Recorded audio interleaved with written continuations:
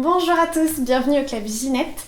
Je vous retrouve après quelques semaines d'absence dans un nouveau décor, puisqu'on a déménagé dans un appartement temporaire, le temps de pouvoir déménager dans un nouveau pays. Dans cette vidéo aujourd'hui, ça va être une vidéo 100% couture, puisque je vais coudre avec vous la robe Elodie de chez Fibre Mood.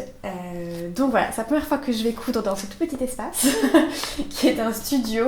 Avant, je cousais dans ma cuisine, j'avais quand même assez de place, c'était quand même assez bien. Mais là, du coup, je vais coudre dans ma chambre, cuisine, bureau et salon de télévision. Donc ça me fera encore plus apprécier quand j'aurai ma propre pièce pour coudre. Bref, la robe Elodie de chez Fibre Mood. Donc j'en avais déjà parlé dans le haul tissu de la rentrée de septembre-octobre, je sais plus. Puisque j'hésitais à faire cette robe ou alors la robe rosa de Roseraie Apparel dans une version à manches longues. Mais finalement, j'ai choisi de me lancer dans ce patron de chez Fibre Mood parce que j'entends beaucoup parler de cette marque et que j'avais envie d'essayer. Et ça avait l'air un petit peu plus... Voilà, c'était un nouveau patron, j'ai envie de progresser, j'ai envie de continuer à avoir des nouvelles façons de monter des vêtements. Donc, je me suis lancée dans un nouveau patron, nouvelle marque. J'ai un peu demandé sur Instagram quand j'ai commencé à regarder des inspirations pour cette robe, etc. Des couturières sur Instagram qui l'avaient cousu. Elles m'ont dit que c'était pas trop un patron pour débutants, mais qu'avec, on va dire, beaucoup de patience, ça pouvait le faire. Donc voilà, j'ai envie de me challenger un peu, j'ai envie de progresser plus vite que ce que je progresse actuellement. Donc je l'ai fait parce que dans ce patron, ce que j'aime beaucoup, c'est les grandes manches bouffantes avec les grosses poignées de manches. Peut-être que sur le dessin technique, vous verrez mieux. Voilà, sur le dessin technique, c'est comme ça, donc vous avez des grosses poignées de manches comme ça. Par contre, ce que j'aime moins, et je vais faire deux modifications dans ce patron, j'aime pas trop la petite ceinture comme ça, avec les petits liens. J'aime pas spécialement, je trouve qu'en général c'est pas confortable, donc je mettrai pas les liens, je mettrai juste l'élastique. Et je vais faire également une version courte, donc je vais raccourcir la jupe mais je garde le volant du bas. Donc pour raccourcir la jupe, j'ai juste mesuré à peu près la longueur de la jupe entre... j'ai mesuré entre ma taille et mon genou, ça faisait à peu près 50 cm. Donc en fait j'ai juste raccourci, coupé en deux le patron de la jupe où j'ai raccourci pour que la partie qui va de la taille au bas de la jupe plus le volant fasse 50 cm. Je sais pas, bon j'ai fait ça un petit peu au pif, j'ai un peu peur maintenant que j'ai coupé la pièce, je trouve que c'est tout petit, donc ouais, j'ai un peu peur d'avoir trop coupé et que ce soit du coup trop court. Mais au pire, ce sera très court. Je vais coudre la robe dans cette viscose que j'ai achetée sur le site de Tissu 14 avril. C'est la viscose Alissa, je crois. Oh, je suis pas sûre. Alissa couleur brique. J'avais pris 2,50 m. Je savais pas trop... Comme j'hésitais encore entre les deux patrons quand j'ai commandé, je savais pas trop exactement combien commander. Donc j'avais commandé 2,50 m. Là, j'ai déjà découpé les pièces. Il me reste plus que ce petit coupon. Donc je pense qu'en effet quand vous voulez faire la version longue il faut je pense 3 mètres de tissu parce que vraiment la version longue j'aurais pas pu la faire dans mes 2,50 m. Qu'est-ce que je voulais vous dire d'autre? Et je voudrais essayer aussi d'organiser ma couture un petit peu différemment. J'aime mieux maintenant coudre un petit peu, genre 2 heures par 2 heures ou 3 heures par 3 heures le soir. Donc il va faire nuit quand je vais coudre. En fait, il fait nuit à 15h maintenant en Suède, donc dans tous les cas, il va tout le temps faire nuit. Donc je suis d'avance désolée si vraiment les images sont pas incroyables. J'ai pas de matériel d'éclairage artificiel. Donc je fais avec les moyens du bord. Donc voilà, désolée si par avance ces images sont pas très très jolies. Donc voilà, je vais me lancer. Et les pièces sont découpées déjà, donc je suis prête pour la couture.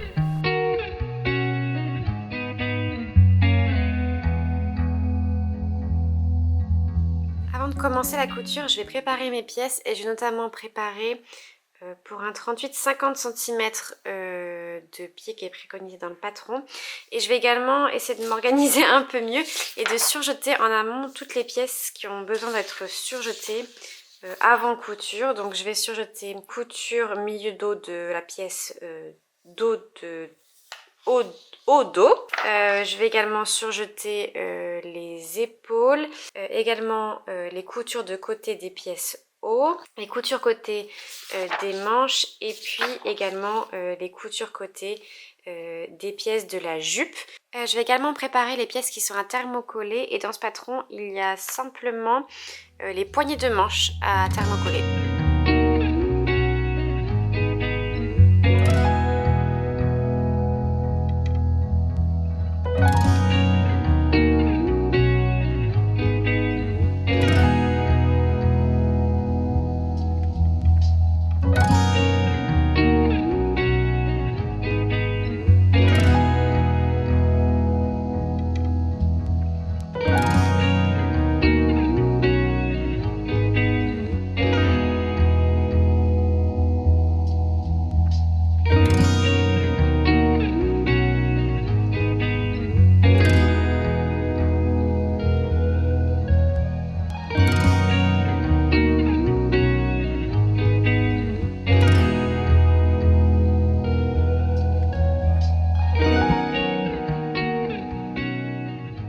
Incroyable mais vrai, j'ai réussi à poser la fermeture éclair invisible du premier coup sans avoir à retoucher et c'est plutôt assez propre. Franchement j'ai un tout petit pli là peut-être qui déconne, mais franchement c'est la première fois que j'arrive à poser une fermeture éclair invisible sans m'y reprendre 12 fois, sans découse vite. Incroyable! Incroyable! Donc j'ai assemblé le pan devant, les deux pans d'eau avec la fermeture éclair invisible et j'ai monté le biais au niveau de l'encolure. J'ai mis sur le centre pour que vous voyez mieux, mais en fait je crois que c'est pas facile. Ouais, donc voilà le biais qui est monté donc au niveau de l'encolure. Avec donc il y a une surpiqûre quand même sur le devant, mais mon fil se marie assez bien, donc ça va. Bon, on va dire que pour ce début c'est plutôt assez classique. Ça s'est relativement bien passé. Je vais passer maintenant aux manches, qui je pense va être la partie la plus compliquée de cette robe, notamment avec les poignées de manches. Dans la suite du patron, il va falloir que je pose fasse une fente comme ça indéchirable au niveau du bas de manche. Donc ça j'ai jamais fait, donc je suis un petit peu, voilà, on va voir. Et il va falloir que je prépare en fait les poignées de manche comme ça avec une petite boucle pour pouvoir fermer avec un bouton. Donc il y a beaucoup de choses que j'ai jamais fait. J'ai jamais fait de poignée de manche, jamais fait de fente indéchirable. Donc on va y aller doucement, on va respirer, on va prendre son temps et ça va bien se passer. Voilà, alors j'ai fait la fente indéchirable sur une des manches. Je suis pas sûre que ce soit ça. Donc j'ai le... Voilà, à l'intérieur ça fait comme ça. Et de l'autre côté, donc ça c'est piqué en diagonale là. En fait je comprends pas bien leur explication. Je trouve que ça c'est compliqué. Lissez le liseré pour la fente sous la manche, l'endroit vers le haut. Faites concorder un long bord avec le bord de la fente et tirez la manche un peu de côté au niveau du faux fil. Je ne sais pas ce que c'est que le faux fil. Donc est-ce que c'est le milieu là de la fente indéchirable je pense que c'est ça. En fait moi ce que j'ai fait, je l'ai posé comme si je posais un biais, c'est-à-dire que là sur mon liseré, je l'ai ouvert complètement, j'ai cousu endroit contre endroit les bords francs. Sur le côté de la fente indéchirable. Après j'ai plié et retourné, mais je suis pas sûre que ce soit ça, donc je vais essayer de faire autrement sur la deuxième manche et si c'est mieux je referai celle-là, mais je suis pas convaincue. Bon voici pour la deuxième manche. J'ai essayé de faire différemment, mais en fait ça fait la même chose, donc je suis plus sûre d'avoir fait si différemment que ça.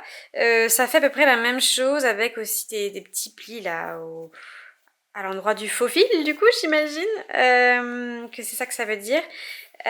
Donc c'est pas foufou, mais je me dis qu'après tout le bas de la manche là va être froncé pour accrocher le poignet. Donc dans tous les cas tout va être froncé, je pense pas que les petits plis qui est ici ça va gêner. Donc je vais laisser comme ça, j'ai envie de continuer et voilà, si vous avez des astuces pour mieux faire la prochaine fois ces fentes indéchirables, je suis preneuse.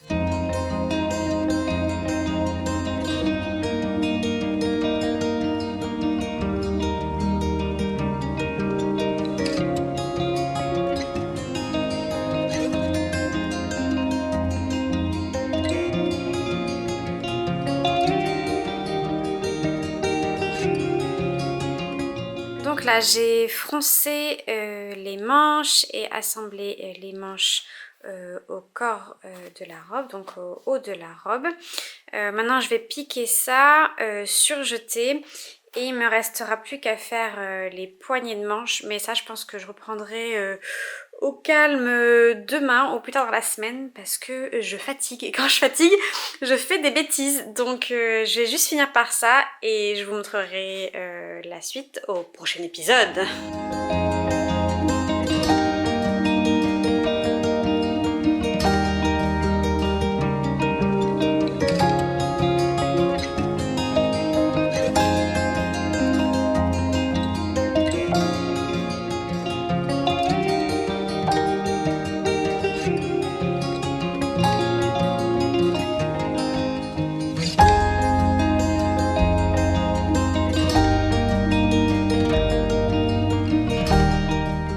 J'ai repris la couture ce soir et je viens de finir de coudre les 2 poignées de manches qui sont juste énormes, avec le petit lien pour pouvoir accrocher un petit bouton.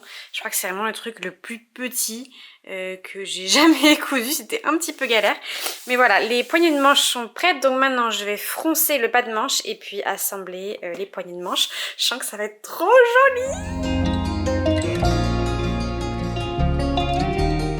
Voilà ce que ça donne lorsque c'est cousu à l'intérieur. Donc la poignée de manche et le poignet de manche est à l'intérieur de la manche. Et ensuite du coup je viens retourner pour que le poignet de manche soit à l'extérieur. Et je vais venir rabattre la marge de couture sous... Oh, je sais pas si là je vais vous montrer, sous le poignet de manche, voilà comme ça. Et je vais venir faire une surpiqûre tout le long là, donc ça va venir se fermer. Ici je vais venir ajouter un petit bouton. Donc, sur l'autre manche du coup j'ai épinglé, là on voit mieux. Donc voilà, il me reste plus qu'à faire la surpiqûre ici tout le long et j'aurai fini les poignées de manche. Et après je pense que je vais l'essayer.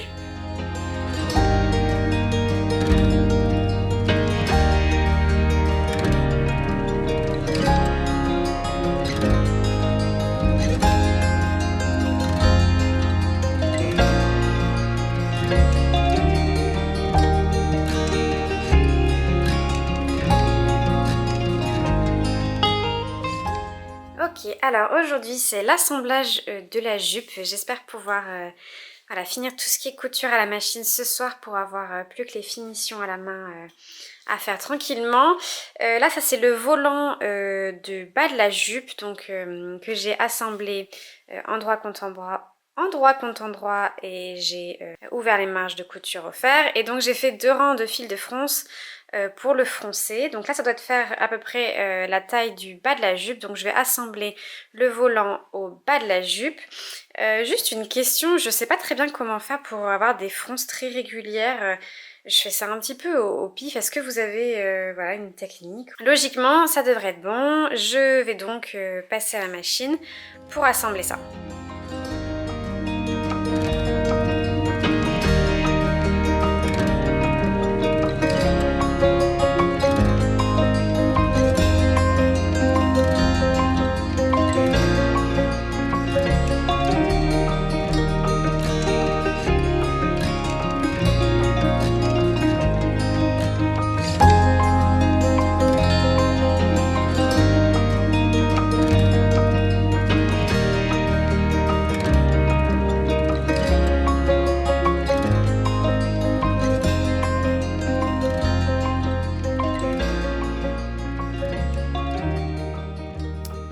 Je passe aux dernières étapes du patron, qui est de faire ce passage dans lequel on viendra mettre l'élastique qui sera en fait à la taille.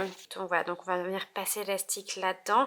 Il y a aussi des liens à faire comme je vous disais, mais ça moi je vais pas le faire parce que j'ai pas envie d'avoir ça. Et donc pour pouvoir passer l'élastique, il faut faire 2 boutonnières verticales dans un des passages. Donc voilà, je vais me lancer dans ça. Je suis pas sûre de tout comprendre de l'explication du patron. Donc voilà, bon, on va voir. Je suis pas très sûre de moi. Hop, donc pour vous montrer, là c'est donc le haut de la robe. J'ai piqué la ceinture, enfin le passage endroit contre endroit sur le haut de la jupe. Et maintenant je vais piquer, épingler et piquer ce bord-ci contre le haut de la jupe. Les 2 boutonnières qu'il fallait faire pour faire passer l'élastique, ils disent dans le patron de les mettre sur le devant de la robe, puisqu'après ils viennent aussi passer des liens pour faire un petit nœud devant, mais moi je veux pas les liens, je veux pas faire le petit nœud, donc je les ai mis plutôt dans le dos, comme ça je pense que ça se verra moins, et ça me permet juste de passer l'élastique sans... voilà. Je sais pas si c'est une bonne idée, mais ça doit pas être une si mauvaise idée non plus, hein. Bon, je vous montre. Je suis où? C'est accroché, donc la jupe. Il y a la ceinture qui est ici. Donc il me reste plus qu'à faire l'ourlet du bas. Là j'ai juste surjeté le bas, donc il me reste plus que l'ourlet à faire. Et passer l'élastique. Et après il me restera les finitions, c'est-à-dire coudre le petit bouton au niveau des poignées de manche. Et coudre une petite agrafe sur le haut du zip pour que ça ferme bien.